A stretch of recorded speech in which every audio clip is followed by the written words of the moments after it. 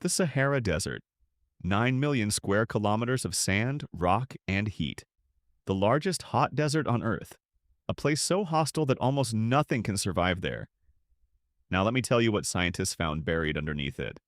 Lakes the size of Germany, rivers wider than the Amazon, hippos, crocodiles, elephants, giraffes, and people, millions of people, living in cities, building monuments, creating art so sophisticated that when a European explorer discovered it in the 1800s, he refused to believe Africans made it.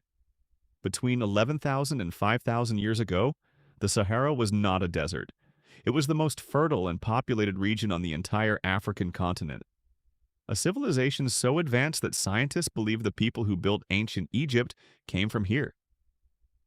Around 5,000 years ago, the Sahara was a lush, humid landscape with a chain of lakes and waterways linking West, East, and North Africa. YouTube. Then, in the space of a few centuries, the rain stopped, the lakes dried, the rivers disappeared, and the desert swallowed everything. The cities, the people, the entire civilization. Gone. Today on Forgotten Empires, we are going into the Sahara. Not the desert you know, the paradise that existed before it, and the extraordinary civilization that history swallowed whole. Stay until the end, because what scientists found buried under the sand will change how you see Africa forever. Before we talk about the people, you need to understand the world they were living in, because it was nothing like the world you see today. This dramatic transformation, known as the African humid period, was driven by a cyclical shift in Earth's orbit. A slight wobble in the Earth's axis altered its tilt, which intensified the African monsoon and shifted it northward, bringing consistent life-giving rainfall to the region.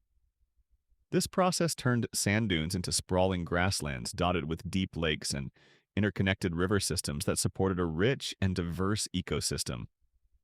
Open PR. About 10,000 years ago, monsoon rains began to sweep through the area. After about 1,000 years, the Sahara was covered in green forests and open grasslands where wildlife thrived. Wide rivers and huge paleolakes filled with freshwater catfish and tilapia, providing humans of the region with rich fishing grounds. MLX, the Green Sahara area was spread over 9 million square kilometers of Earth. As vegetation grew, animals like antelopes, giraffes, hippos, and even the mighty elephant made the Green Sahara their home. Mean CEO's blog. The most spectacular feature of this world was Mega Lake Chad. Mega Lake Chad at its greatest extent reached an area comparable to modern Germany. It plunged to depths of more than 100 meters and occupied a wide region.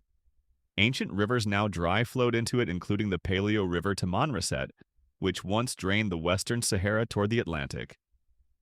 YouTube. Think about that. A lake the size of Germany, in the middle of what is today the most hostile desert on Earth. Some lake basins in North Africa were exceptionally large as the Caspian Sea today. Based on their stratigraphic records, these must have been permanent open basin lakes, indicating that annual moisture supply exceeded evaporation for many millennia during the African humid period, even in the driest regions of the modern-day Sahara. Mean CEO's blog. And it was not just water. More than 150 excavations uncovered the remains of aquatic species like hippos, crocodiles, and more than 30 types of fish. Milex. This was not a small regional change. This was a completely different Africa. A green, beautiful, abundant Africa that existed for 6,000 years. And the people who lived in it built something extraordinary. Here is how we know they were there. They left their story on the walls. As he crossed by caravan from Tripoli to Timbuktu in the mid-1800s, the German explorer Heinrich Barth became the first European to discover the then mysterious prehistoric Saharan rock paintings and engravings, which we now know date back to the African humid period, a humid phase across North Africa, which peaked between 9,000 and 6,000 years ago. Mean CEO's blog. What he found was not primitive scratches. These masterfully rendered images depict pastoral scenes with abundant elephants, giraffe hippos, aurochs, and antelope occasionally being pursued by bands of hunters. Mean CEO's blog. The rock paintings of Tassili Najar, the Akakis, and the Tibesti show herds grazing people swimming canoes and water-related rituals.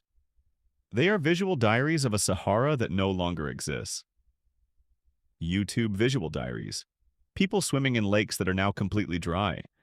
People fishing in rivers that are now buried under sand. People herding cattle across grasslands that are now stone desert. The Sahara is very likely the world's largest art museum with hundreds of thousands of elaborate engravings and paintings adorning rocky caves and outcrops. Mean CEO's blog. Hundreds of thousands of paintings, covering an area the size of a continent.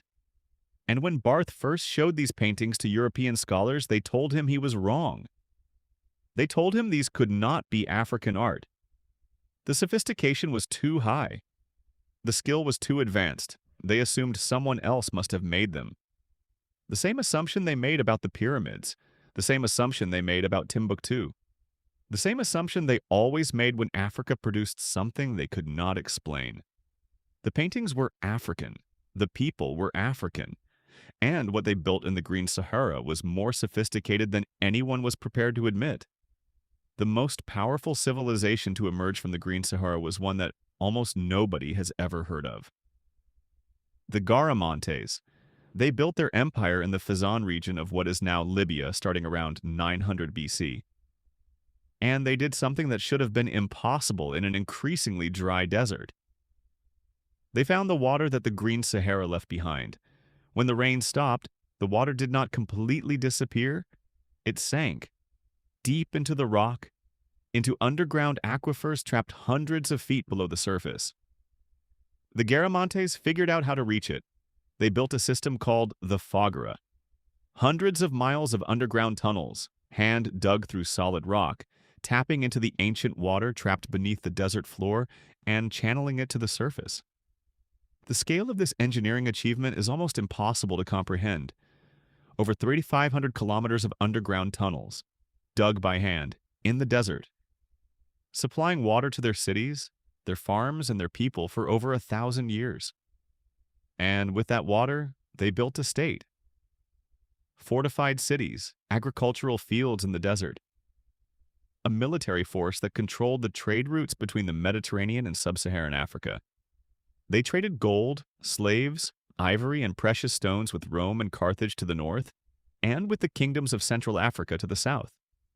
The Romans knew exactly who the Garamantes were. They fought 2 wars against them, lost the first, and only defeated them in the second by destroying their water tunnels. When Rome cut off the water, the civilization died. But the Garamantes were not the only ones. Here is the part of this story that changes everything you think you know about ancient Egypt. At the end of the African humid period, the rains disappeared, the lakes dried up, and the Sahara became the world's largest desert. Saharan societies coped with the new ecological setting by moving to its less arid edges, inventing cereal agriculture, and making the first attempts at civilization along the eastern, southern, and northern ends of the desert. YouTube read that again. The people of the Green Sahara, when their world dried up around them, moved to the edges of the desert, east toward the Nile Valley. Scientists and archaeologists have been building a case for decades that the people who created ancient Egyptian civilization were not a people who appeared from nowhere in the Nile Valley.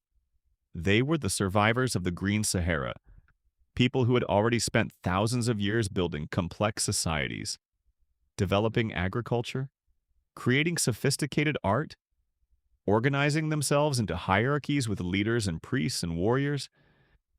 The landscape began to be marked by diverse types of funerary architecture as social hierarchies were formed and social complexity increased, laying the foundations for the emergence of Africa's ancient kingdoms. YouTube. They brought everything they knew with them, their knowledge of water management, their artistic traditions, their social structures, their spiritual beliefs, and in the Nile Valley, with a reliable river instead of disappearing lakes, they built something that lasted. The pyramids you know, the pharaohs you know, the civilization that the entire world has studied for centuries.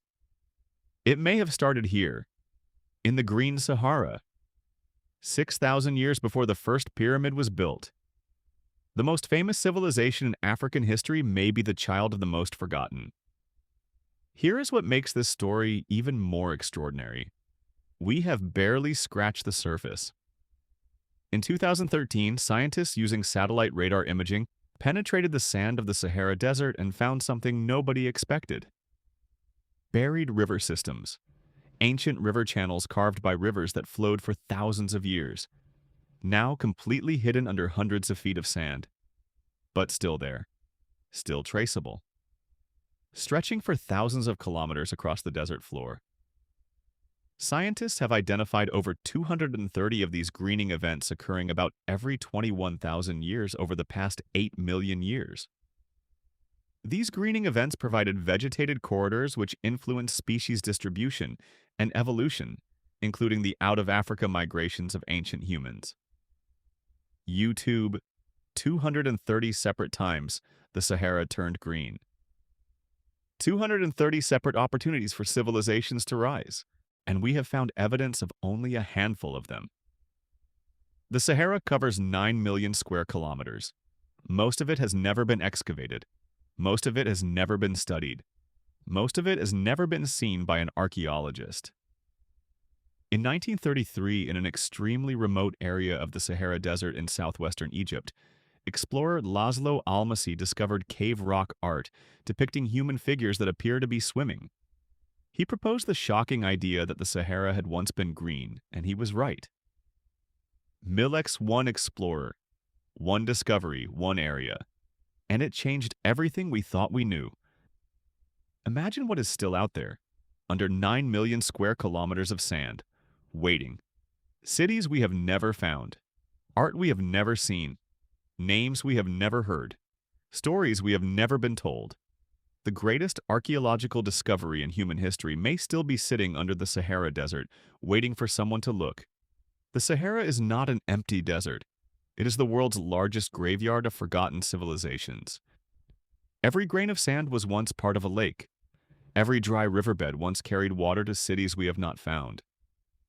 Every rock painting is a message from people who lived full and extraordinary lives in a world that no longer exists. They were not primitive. They were not simple. They built underground tunnels through solid rock. They created art that European scholars refused to believe was African. They may have planted the seeds of the greatest civilization the ancient world ever saw. And history buried them under 9 million square kilometers of sand and called the place empty. It was never empty.